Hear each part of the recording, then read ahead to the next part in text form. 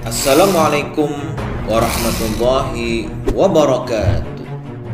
Sahabat sekalian yang dimuliakan Allah Subhanahu wa Ta'ala, membunuh dan pembunuhan adalah perbuatan yang sangat dilarang oleh Allah Subhanahu wa Ta'ala, bahkan digolongkan dalam dosa besar. Berikut 4 catatan sejarah besar Islam tentang pembunuhan. Yang pertama, pembunuhan Habil bin Adam alaihissalam oleh Qabil, saudara kandungnya sendiri. Salah satu syariat Nabiullah Adam alaihissalam adalah mengawinkan putra-putri pasangan kembarnya secara silang. Sebab Siti Hawa melahirkan anak pertamanya kembar, yaitu Qabil dan Limia yang berparas cantik. Dan kemudian lahir Habil dan saudari kembarnya yang bernama Layudha yang berparas kurang menarik. Sesuai syariat pada masa itu, Qabil akan dinikahkan dengan Layudha, sedangkan Habil dengan Limia. Keputusan ini ditentang oleh Qabil karena merasa tidak adil. Lalu Allah mewahyukan kepada Adam alaihissalam agar kedua anaknya mempersembahkan korban yang terbaik kepada Rabb mereka. Habil menyerahkan korban ternak terbaik dan Qabil menyerahkan hasil panennya yang gagal. Lalu kemudian Allah menerima korban Habil dari Qabil, seperti firman Allah Subhanahu wa Ta'ala dalam surah Al-Maidah ayat 27.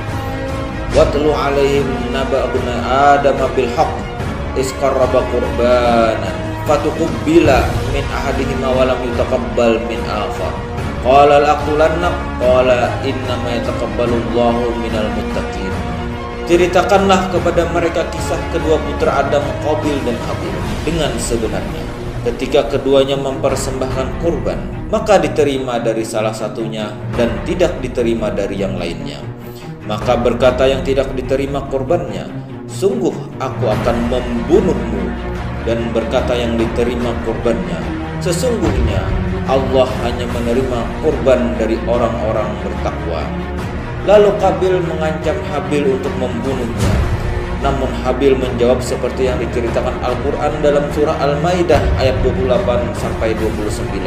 Lain basatta ilayya yadaka litaqtulani ma ana bibasiti yadiya ilaika aqtulak inni akhafullah rabbal alamin inni uridu an tabu'a bi ismi wa ismika fatakuna min ashabin nar wa dzalika jazaa'uz zalimin. Sungguh kalau kamu menggerakkan tanganmu untuk membunuhku, sekali-kali aku tidak menggerakkan tanganku untuk membunuhku. Sesungguhnya aku takut kepada Allah, Rabb sekalian alam. Sesungguhnya aku ingin agar kamu kembali dengan membawa dosa pembunuhan ini dan dosa kamu sendiri yang lain, maka kamu menjadi penghuni neraka, dan yang demikian itulah pembalasan bagi orang-orang yang zalim. Pembunuhan pun akhirnya terjadi, dan Habil meninggal sebagai manusia pertama yang dibunuh oleh saudaranya sendiri. Yang kedua, pembunuhan terhadap para nabi dan rasulullah oleh Bani Israel.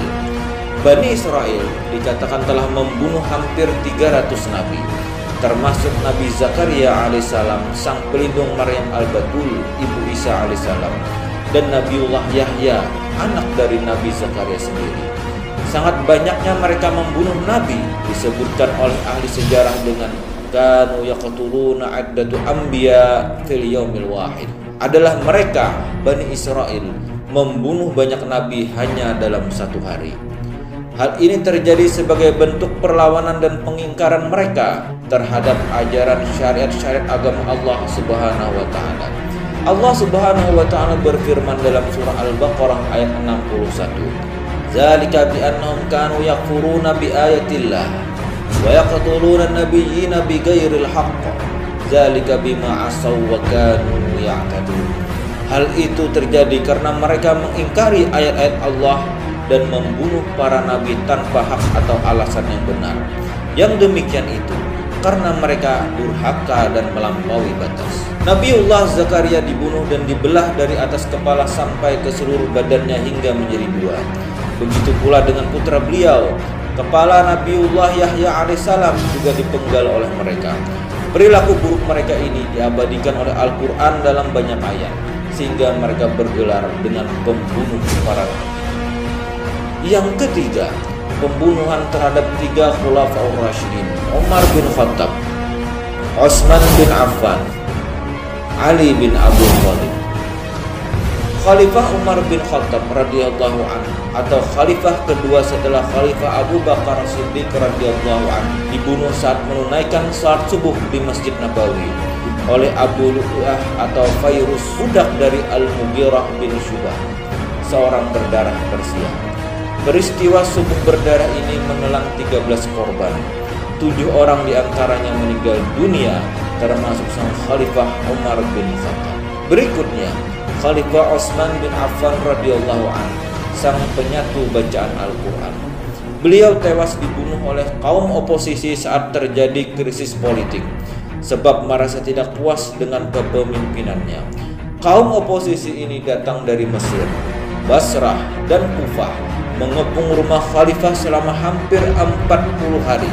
Di masa hari terakhirnya, Khalifah Utsman bin Affan memerintahkan semua pengawalnya untuk pergi meninggalkan beliau untuk menghindari jatuhnya banyak korban.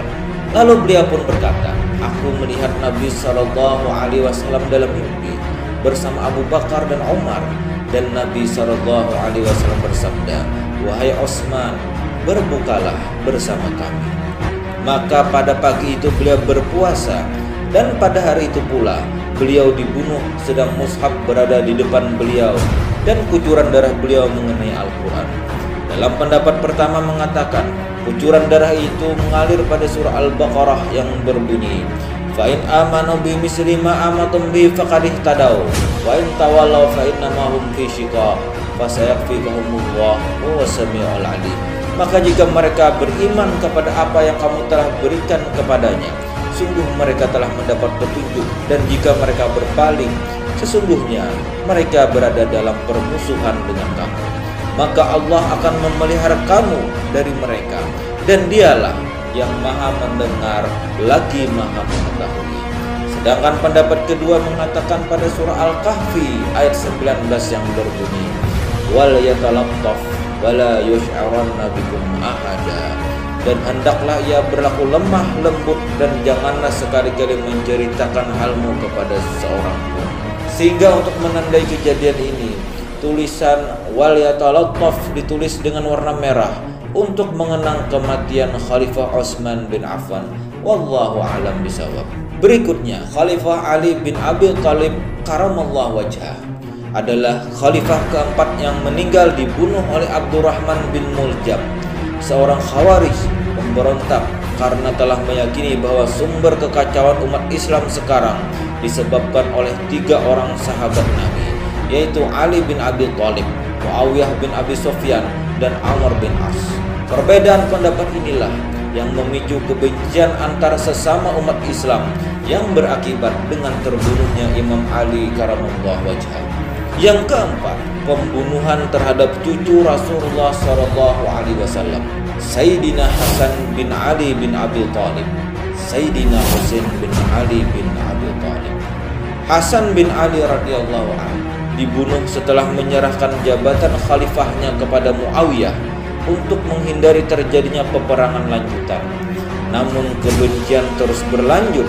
Hasan pun akhirnya dibunuh, meninggal sebab diracuni oleh istrinya sendiri, Ja'dah binti Al-Ayas, atas perintah penguasa dengan iming-iming uang sebesar 100.000 dinar serta tawaran akan dinikahkan dengan anak penguasa saat itu. Cucu Rasulullah ini pun akhirnya menghembuskan napas yang terakhir dan dimakamkan di Baqi' al-Gharqad, berdekatan dengan makam neneknya Fatimah binti Asad, ibunda Ali bin Abi Thalib karamallahu wajhah. Husain bin Ali radhiyallahu anhu, subuh Jumat 10 Muharram 61 Hijriah, Husain radhiyallahu anhu dibunuh bersama 72 orang pengikut setia beliau yang terdiri dari 32 orang prajurit berkuda dan 40 orang pejalan kaki yang terdiri dari anak-anak dan perempuan, berhadapan dengan 4.000 pasukan yang siap tempur yang dipimpin oleh Umar bin Sa'ad bin Abi Waqqas.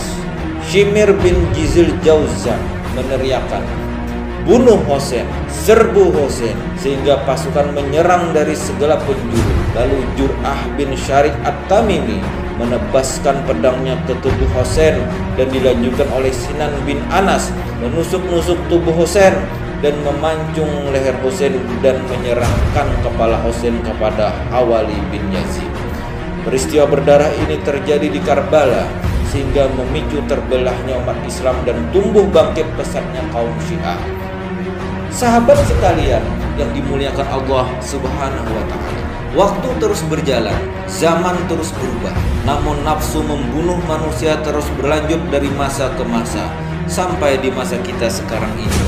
Penyebabnya adalah kebencian dan kedengkian. Imam Al-Qurtubi mengatakan, hasad atau dengki adalah dosa yang pertama kali dilakukan di langit dan di bumi.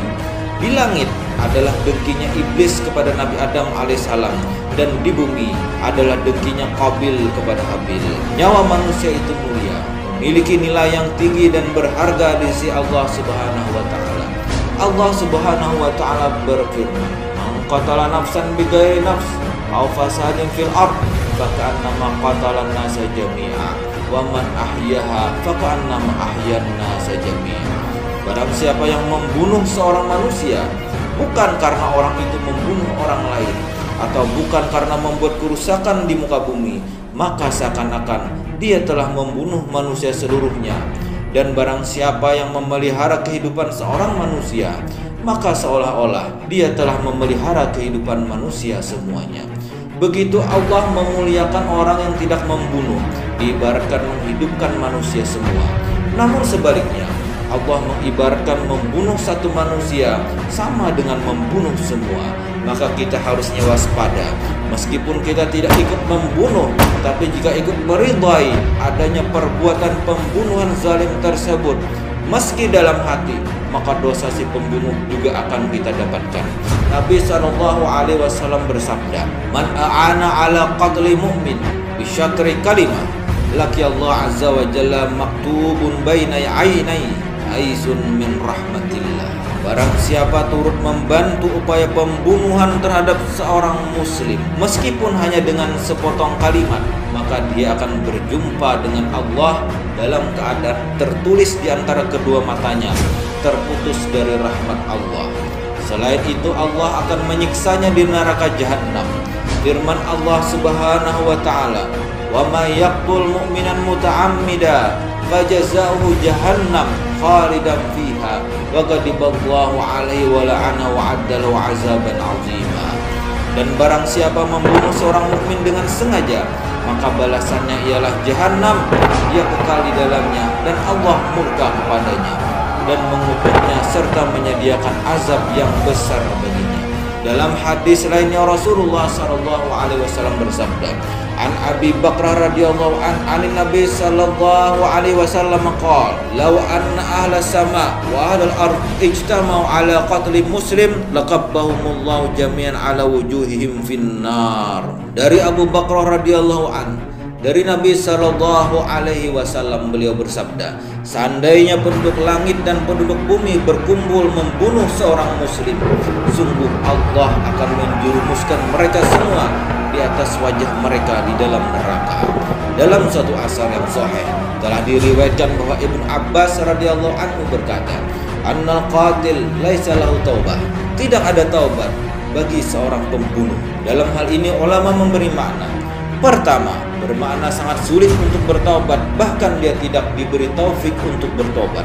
Kedua, tidak mungkin bertaubat sebab terkait dengan minta ampun kepada orang yang dibunuh, sedangkan dia telah wafat. Sebab syarat taubat jika terkait dengan makhluk, yaitu dengan meminta keridaannya. Berat dan susahnya azab dan tobatnya membunuh ini menjadikan kita semua harus lebih waspada dan berhati-hati agar tidak termasuk dan dihitung berserikat dan bergabung terhadap pembunuhan, baik berupa ridhonya hati kita, kata-kata, ataupun sikap yang menunjukkan mendukung terhadap perbuatan kezaliman pembunuhan. Na'udzubillahi min dzalik, summa na'udzubillahi min dzalik. Wassalamualaikum warahmatullahi wabarakatuh.